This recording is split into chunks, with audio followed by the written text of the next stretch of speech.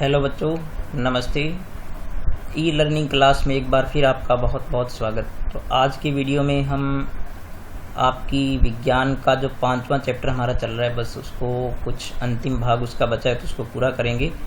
तत्वों का आवर्त वर्गीकरण, तो ये हमारा चैप्टर चल रहा है। इसमें हम आवर्त सारणी की विशेषताओं को आज पढ़ेंगे। तो टेक्स्ट पर चलते हैं, कुछ बातों को समझते हैं पहले।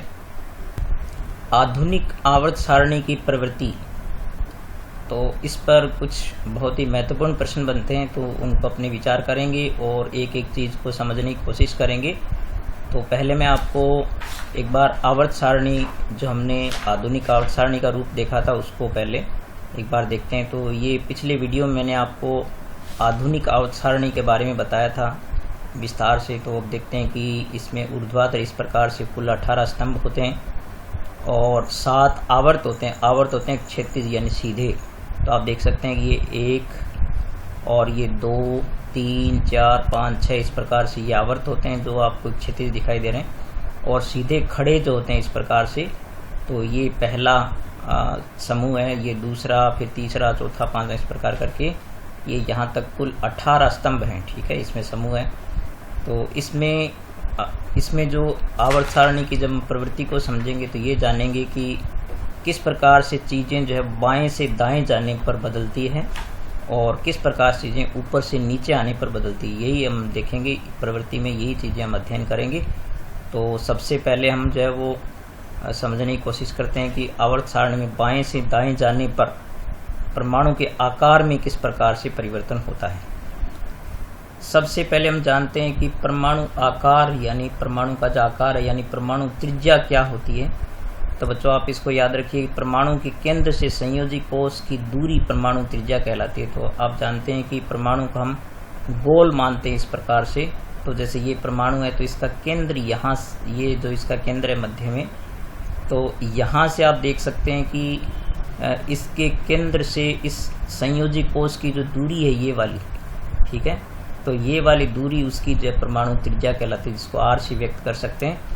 तो हम ये सबसे पहले जानेंगे कि परमाणु त्रिज्या में जो है वो बाएं से दाएं जाने पर आवर्त सारणी में क्या फ़र्क पड़ता है। तो इसको समझने के लिए सबसे पहले हम देखते हैं कि आवर्त सारणी में जब बाएं से दाएं जाते हैं तो इलेक्ट्रॉन संख्या में क्या परिवर्तन आता है। तो इसको पहले हमने जो है वो आवर्त सारणी में देखा था कि जैसे आप यहाँ देख रहे हैं कि जब हम बाएँ से दाएँ बढ़ते हैं तो इसमें कोष की संख्या नहीं बढ़ती है, एक ही कोष में इलेक्ट्रॉन बढ़ते जाते हैं। तो आप ये देखेंगे कि यहाँ पर संयोजी कोष में 1 इलेक्ट्रॉन है और यहाँ पर आप देख सकते हैं कि इसका परमाणु क्रमांक 2 है, तो यहाँ पर 2 इलेक्ट्रॉन है। और यहाँ पर 3 है, यहाँ पर 4, यहाँ पर 5, 6, 7, 8, 9, 10 इस प्रकार से बढ़ते जाते हैं।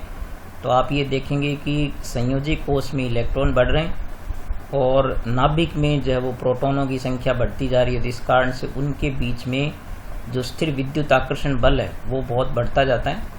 इसके कारण से परमाणु का आकार जो वो संकुचित होता जाता है।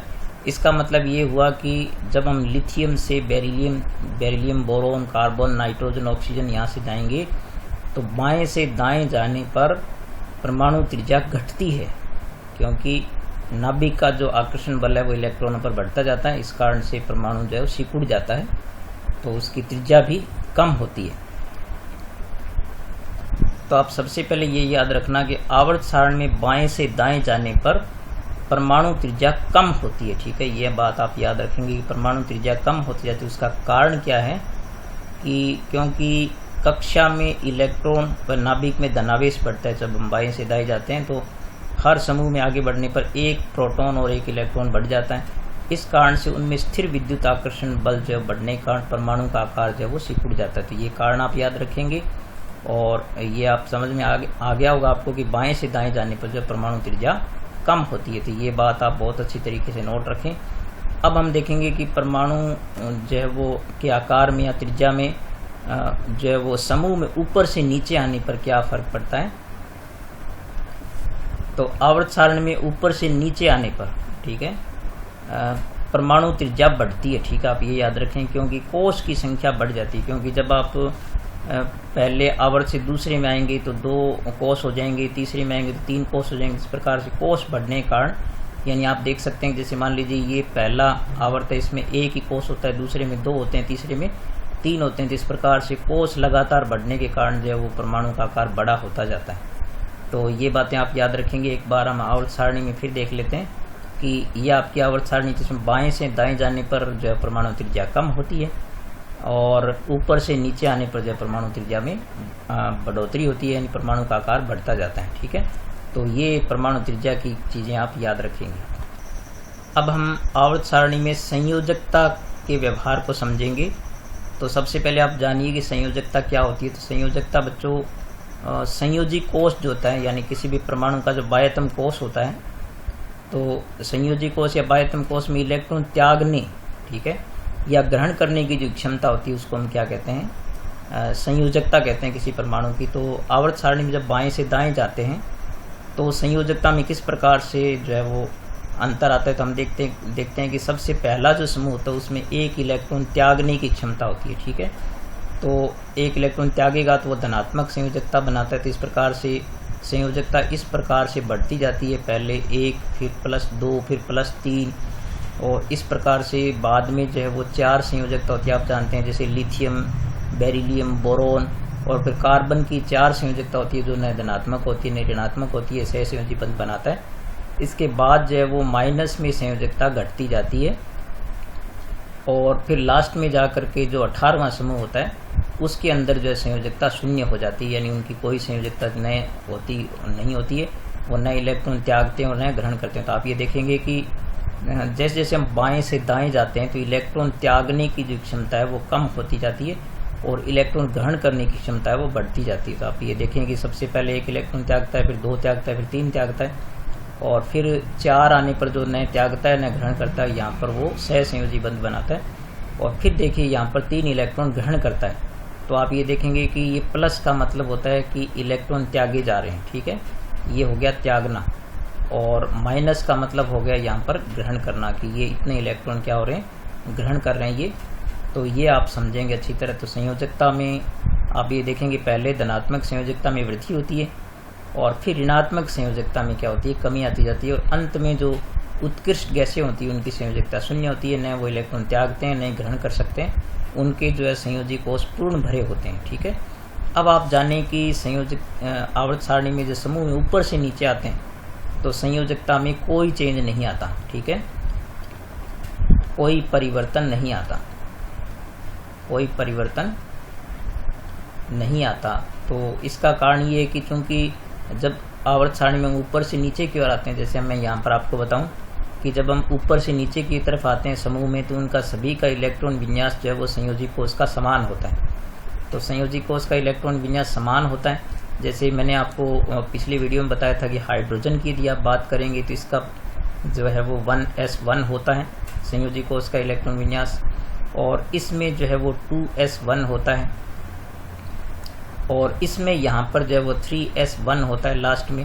तो ये यहाँ पर बाकी शुरुआत वाले कक्षक है। तो अंत में आप देख सकते हैं कि सभी में s1 है, यानी s कक्षक में 1-1 इलेक्ट्रॉन है, यहाँ पर s कक्षक में 2-2 इलेक्ट्रॉन होते हैं। तो इस प्रकार से इनका संयोजी कोष का इलेक्ट्रॉन विन्यास समान होने पर उनकी संयोजकता में कोई परिवर्तन नहीं आता है। ठीक है, तो ये आप अच्छी तरह इसको याद रखेंगे कि संयोजकता के व्यवहार में किस प्रकार से परिवर्तन होता है और क्यों होता है। क्योंकि जब इलेक्ट्रॉन बढ़ते जाते हैं बाएं से दाएं जाने पर, तो वो पहले जो है वो 3 तक इलेक्ट्रॉन त्याग सकते हैं, 4 आने पर वो त्याग नहीं सकते, न ग्रहण कर सकते हैं, क्योंकि अर्धवृत्त स्थिति होती है, इसमें वो साझा करता है और यानी सहसंयोजी बंध बनाता है। मतलब आप यहाँ पर लिख सकते हैं कि यहाँ पर इलेक्ट्रॉनों क्या होता है, साझा होता है। जैसे आप कार्बन की स्थिति को देख सकते हैं, और उसके बाद जो है वो जब आधे से ज़्यादा बढ़ जाता है संयोजी कोष, तो उसमें वो इलेक्ट्रॉन ग्रहण करना शुरू कर देता है। तो इस प्रकार से वो अपना अष्टक जो है वो पूरा करता है, यहाँ पर त्याग करके पूरा करता है और यहाँ पर जो है वो ग्रहण करके पूरा करता है। तो ये संयोजकता की सारी बातें जो मैं पहले चैप्टर में आपको अच्छी तरह पढ़ा चुका हूँ। तो यदि आपने वीडियो नहीं देखा है वो, तो आप पहले चैप्टर की जो मेरी प्लेलिस्ट है वहाँ जा कर के आप जो है वो संयोजकता को अच्छी तरह समझ सकते हैं कि संयोजकताएँ किस प्रकार से प्लस संयोजकताएँ बनती है, किस प्रकार से माइनस संयोजकताएँ बनती है। अब हम इसके नेक्स्ट व्यवहार को समझेंगे, धातु और अधात्विक गुणों को। तो बच्चों, धातु और अधातु गुण धर्म के बारे में यदि हम आवर्त सारणी में देखें तो आवर्त सारणी में बाएं से दाएं जाने पर, यानी जब इस एक आवर्त में हम बाएं से दाएं और बढ़ते हैं तो धात्विक गुणों में कमी आती है। ठीक है, यानी धात्विक गुण आप लिख सकते हैं कि धात्विक गुणों में कमी आती है। ठीक है, धात्विक गुणों में कमी आती है और अधात्विक गुण बढ़ते हैं। ठीक है, अधात्विक गुण बढ़ते हैं। ठीक है, ये आप याद रखें। तो इसमें अपने कारण वही है कि जब हम बाएं से दाएं जाते हैं तो इलेक्ट्रॉन त्यागने की क्षमता जो कम होती जाती है और इलेक्ट्रॉन ग्रहण करने की क्षमता जो बढ़ती जाती है। तो इलेक्ट्रॉन ग्रहण करने वाले अधात्विक होते हैं। तो इसका कारण आप याद रखेंगे कि बाएं से दाएं जाने पर जो इलेक्ट्रॉन त्यागने की प्रवृत्ति कम होती है, इस कारण से जब वो धात्विक गुणों में कमी आती है। अपने सारणी में देखें यदि तो आप देख सकते हैं कि ये जो हरे रंग में आपको दिखाई दे रहे हैं ये सारे धातु होते हैं। तो आप देखते हैं कि जब बाएं से दाएं जाते हैं तो आप देखें कि पहले धातु है दोनों, फिर ये उप धातु होगी जो आपको वॉयलेट कलर में नज़र आ रहे हैं यहाँ पर पर्पल कलर में। तो ये जो है वो उप धातु होते हैं बीच में, और ये जो पीले रंग में ये धातु अधातु होते हैं। ठीक है, तो इस प्रकार से बाएं से दाएं जाने पर जो है वो धात्विक गुणों में कमी आती है और अधात्विक गुण जब बढ़ते हैं, क्योंकि इलेक्ट्रॉन त्यागने की क्षमता जो है वो कम होती जाती है। इस कारण से अधात्विक गुण जो है वो बढ़ते हैं। और फिर आवर्त सारणी में ऊपर से नीचे आने पर धात्विक गुणों में बढ़ोतरी होती है। ठीक है, तो यहाँ पर आप लिखेंगे कि धात्विक गुण बढ़ते हैं। ठीक है, धात्विक गुण बढ़ते हैं। ठीक है, धात्विक जो है वो प्रकृति उनकी बढ़ती जाती है और अधात्विक गुण जो है वो घटते हैं। ठीक है, अधात्विक गुणों में कमी आती है। ठीक है, अधात्विक गुण जो है वो कम होते जाते हैं, कम हो जाते हैं। तो आप यदि सारणी को हम देखेंगे इसमें भी यही है कि जैसे जैसे हम आवर्त सारणी में ऊपर से नीचे आते हैं समूह के अंदर, तो आप देखते हैं कि परमाणु का आकार बढ़ता जाता है। तो परमाणु का आकार बढ़ने के कारण जैसे आप यहाँ देख सकते हैं कि ये सबसे छोटा परमाणु जब ऊपर से नीचे आएंगे तो परमाणु का आकार बढ़ता रहेगा, आकार बढ़ता रहेगा, तो इलेक्ट्रॉन त्यागने की क्षमता जो बढ़ती जाती है। तो इस कारण से वो आप देखें जैसे यहाँ पर पहले इस दूसरे आवर्त के अंदर जो है वो 2 ही धातु है, तीसरे में आप देख सकते हैं कि 3 धातु हैं, फिर ये देखो इतने सारे हो गए यहाँ पर। तो फिर ये और आगे लगातार जो है वो आप देखेंगे कि नीचे की तरफ जाएंगे तो आवर्त सारणी जो है वो धात्विक गुणों में चौड़ी होती जाती है। तो ये लगभग सारे धातु हैं जो हरे रंग में आपको दिखाई दे रहे हैं। तो ऊपर से नीचे आने पर धात्विक गुणों में क्या होती है, बढ़ोतरी होती है। तो ये चीज़ें आप याद रखें और कारण इसका याद रखेंगे कि इलेक्ट्रॉन त्यागने की क्षमता जो है वो बढ़ती जाती है ऊपर से नीचे की ओर। तो ये चीज़ें जो धातु और अधातु गुण हमने पढ़े कि इस प्रकार से आवर्त सारणी में बढ़ते हैं घटते हैं, और संयोजकता को हमने पढ़ा है और इसके अलावा परमाणु आकार को पढ़ा है। तो ये जो आप एक चीज़ जो इसमें और याद रखें कि जब बाएं से दाएं जाते हैं तो इलेक्ट्रॉन त्यागने की क्षमता जो है वो घटती जाती है। तो इस कारण से विद्युत ऋणात्मकता बढ़ती है। ठीक है, तो आप इसको यहाँ पर लिख सकते हैं कि विद्युत ऋणात्मकता। तो विद्युत ऋणात्मकता होती है किसी भी तत्व के द्वारा इलेक्ट्रॉन ग्रहण करने की जो क्षमता होती है। तो विद्युत ऋणात्मकता जो है वो क्या होती है, बढ़ती है। तो ये भी आप याद रखेंगे, यानी इलेक्ट्रॉन ग्रहण करने की क्षमता उनकी क्या होती है, बढ़ती जाती है। तो और इलेक्ट्रॉन त्यागने की क्षमता जो है घटती जाती है। तो ऊपर से नीचे आने पर जब इलेक्ट्रॉन विद्युत ऋणात्मकता जो है वो घटती है, ऊपर से नीचे आने पर क्या होती है, घटती है। और बाएं से दाएं जाने पर इस प्रकार से वो बढ़ती है। बाएं से दाएं जाएंगे ना आवर्त सारणी में, तो इस प्रकार से अपने कुछ आवर्त सारणी के मूल प्रवृत्ति को कुछ हमने समझा इसमें।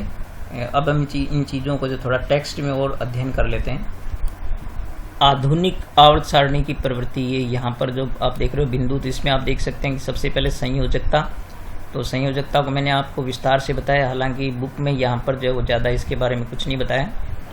तो यहाँ संयोजकता कैसे डिसाइड होती है ये बता रखा है। फिर आपको यहाँ पर कुछ जो प्रश्न यहाँ पर अनुत्तरित देखें कि किसी तत्व के इलेक्ट्रॉन विन्यास से आप उसकी संयोजकता का परिकलन कैसे करेंगे। तो ये चीज़ें बच्चों सारी जो इसमें लगभग बातें बताई है वो जो है वो मैं आपको पहले चैप्टर में संयोजकता वाले वीडियो में बता चुका हूँ। और आवर्तें बाईं से दाईं जाने पर मैंने आपको बताया था कि किस प्रकार से जो संयोजकता पहले धनात्मक बढ़ती है फिर ऋणात्मक में घटती है। और समूह में ऊपर से नीचे जाने पर जो संयोजकता में आपको पता है कोई परिवर्तन नहीं आता। तो ये और इसके बाद है परमाणु साइज, यानी परमाणु का आकार जो होता है, परमाणु त्रिज्या जो होती है। यहाँ पर परमाणु त्रिज्या की परिभाषा आप याद रखें कि किसी भी परमाणु के केंद्र से जो उसके बाहरी कोश के बीच की दूरी को जो हम क्या कहते हैं परमाणु त्रिज्या कहते हैं, उसका परमाणु आकार कहते हैं। और एक यहाँ पर ये याद रखें कि हाइड्रोजन का जो परमाणु त्रिज्या होती है वो 37 pm होती है। और pm का मतलब यहाँ पर होता है पिकोमीटर, जो एक छोटी इकाई है। और 1 पिकोमीटर जो 10⁻12 मीटर के बराबर होती है। ये चीज़ आप याद रखें ताकि कभी परीक्षा में छोटे प्रश्न में यदि पूछें इसको तो आप देख सकते हैं। तो यहाँ पर आप देखेंगे बच्चों की इसमें परमाणु त्रिज्या जो अलग अलग दे रखी है। तो आप जानते हैं कि जब हम बाएं से दाएं जाते हैं तो परमाणु त्रिज्या घटती जाती है। तो आपसे ये पूछे कि यदि परीक्षा में ये पूछ ले कि ये जो तत्व आपको यहाँ पर दिखाई दे रखे हैं जिनकी परमाणु त्रिज्याएं ये दे रखी है, तो इसमें सबसे बाएं तरफ कौन होगा? तो आपको ये जानना चाहिए कि बाएं तरफ बड़ी त्रिज्या वाले होते हैं और दाएं तरफ होते हैं छोटी त्रिज्या वाले। तो यदि आप आवर्त सारणी में गौर से देखेंगे तो चूंकि सबसे बड़ी इसमें परमाणु त्रिज्या 152 है, ठीक है। तो लिथियम सबसे बाएं होता है और सबसे छोटा इसमें कौन है? नाइट्रोजन है। नहीं सॉरी, नाइट्रोजन नहीं है, ये आपका जो ऑक्सीजन है। तो सबसे दाईं तरफ ये होगा और सबसे बाईं तरफ ये होगा। तो आवर्त सारणी में आप इसको देख भी सकते हैं कि आवर्त सारणी में यदि जैसे आप लिथियम, फिर लिथियम के बाद क्या होता है? बेरिलियम होता है। तो इससे छोटी त्रिज्या इसकी है। फिर इसके बाद बोरोन, फिर कार्बन, फिर नाइट्रोजन और ऑक्सीजन। तो ये परीक्षा में से पूछ सकते हैं कि सबसे बाएं कौन आएगी? तो बाएं बड़ी त्रिज्या वाले होते हैं और दाईं तरफ होते हैं छोटी त्रिज्या वाले। और अवरोही क्रम का मतलब हो गया घटते क्रम में। तो आप जानते हैं कि आवर्त में जो है वो अवरोही क्रम में त्रिज्या चलती रहती है। और किस तत्व का सबसे बड़ा आकार है और किसका सबसे छोटा है? तो ये अपने देखते हैं कि चूंकि हाइड्रोजन का सबसे छोटा होता है तो वो सबसे छोटा परमाणु होता है। और ऊपर किसी भी समूह के अंदर जब ऊपर से नीचे आते हैं तो परमाणु त्रिज्या बढ़ती जाती है, ठीक है। तो ये आप यहाँ पर जो है वो देख सकते हैं। यहाँ पर आप देखेंगे कि आवर्त में बाएं से दाएं जाने पर, ठीक है, किसी भी आवर्त सारणी में आवर्त में जब बाएं से दाएं जाते हैं तो बाईं ओर से दाईं ओर जाने पर परमाणु त्रिज्या घटती है, ठीक है। ये आप याद रखें। और कारण ये होता है कि नाभिक में जो प्रोटॉन होते हैं और इलेक्ट्रॉनों के बीच में जो है वो आवेश बढ़ता है, जिसके कारण वो इलेक्ट्रॉनों को नाभिक की ओर खींचता है, जिस कारण साइज जो है उसका घट जाता है। और ऊपर से नीचे आने पर जो चूँकि कोश की संख्या में वृद्धि हो जाती है, तो आप यहाँ देख सकते हैं कि ऊपर से नीचे आने पर परमाणु का साइज यानी आकार बढ़ता है, क्योंकि ऊपर से नीचे आने पर जो है वो कोश की संख्या बढ़ती जाती है, नया कोश जुड़ जाता है, जिस कारण उसका आकार जो है वो बढ़ जाता है, क्योंकि केंद्र से उसकी दूरी जो है बढ़ जाती है, इस कारण से साइज भी उसका बढ़ जाता है।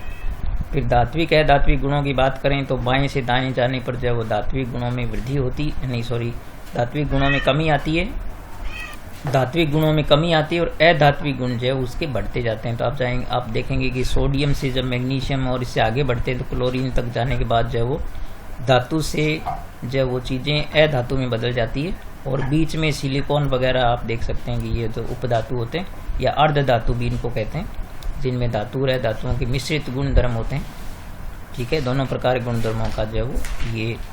और इसमें जो टेढ़ी मेढ़ी रेखा जो आवर्त सारणी में दिखाई थी, मैं आपको बताऊं यहाँ पर, जैसे आप देख सकते हैं कि ये जो इस प्रकार सीढ़ी नुमा जो ये है लाइन, ये धातु और अधातुओं को अलग करती है। और बीच में ये जो पर्पल कलर में आपको दिख रहे हैं ये होते हैं उपधातु, ठीक है। तो ये चीज़ें आप याद रखें, इसको अच्छी तरह पढ़ना। और यहाँ पर ये बोरोन, सिलिकॉन, जो जर्मेनियम, आर्सेनिक, ये कुछ उपधातुओं के नाम हैं। तो इनको आप अच्छी तरह याद रखें कि कौन सी अधातु, उपधातु, अधातु दोनों गुण दर्शाते हैं, तो इनको क्या कहते हैं? अर्ध धातु या उपधातु भी कहते हैं, ठीक है। तो ये आप अच्छी तरह इनको याद रखें। और जो इलेक्ट्रॉन त्यागने की जो होती है प्रवृत्ति वो विद्युत धनात्मक होते हैं, ग्रहण करने की होती है वो विद्युत ऋणात्मक होते हैं। तो ये चीज़ें यहाँ पर जो मैं आपको समझा चुका हूँ, आप इसको टेक्स्ट को पढ़ करके देखना।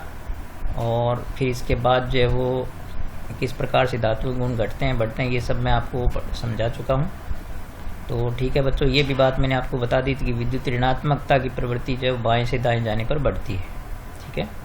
तो यहाँ पर ये कुछ क्वेश्चन हैं जिनको मैं आपके लिए जो है वो, हम तो लगभग सभी बच्चों ने पासबुक वगैरह खरीद ही लिए, लेकिन फिर भी मैं आपके लिए डिस्प्ले कर देता हूँ यहाँ पर। और यहाँ पर कुछ ये जो आपने क्या सीखा ये चीज़ ज़रूर आप लर्न किया करें, क्योंकि इसके अंदर जो है वो पूरे पाठ का निचोड़ होता है एक प्रकार से। जैसे तत्वों को उनके गुण धर्मों में समानता के आधार पर वर्गीकृत किया जाता है, तो आवर्त सारणी बनाने का अर्थ यही था कि तत्वों के उनके गुण द्रव्य में समानता के आधार पर जो एक दूसरे के साथ रखा गया वर्ग में, समूह में, तो इस कारण से इसकी आवश्यकता पड़ी। और डॉब्रिनर ने जो बनाया उसको त्रिक नियम कहते हैं, न्यूलैंड्स वाला अष्टक सिद्धांत कहलाता है। मेंडलीफ ने जो आवर्त सारणी जो बनाई वो परमाणु द्रव्यमान के आधार पर जो आरोही क्रम में रख करके बनाई थी।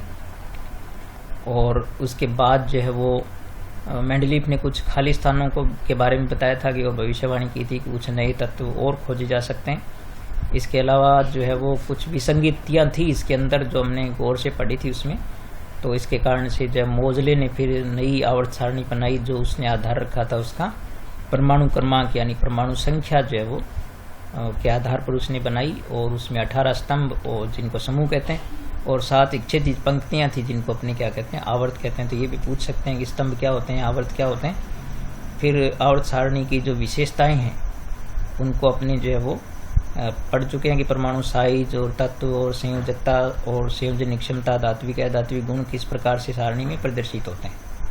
तो ठीक है बच्चों, अब आज का ये जो चैप्टर है अपना यहाँ पर 5वां पूरा होता है। तो इसके क्वेश्चन आंसर भी आप अच्छी तरह लर्न करें।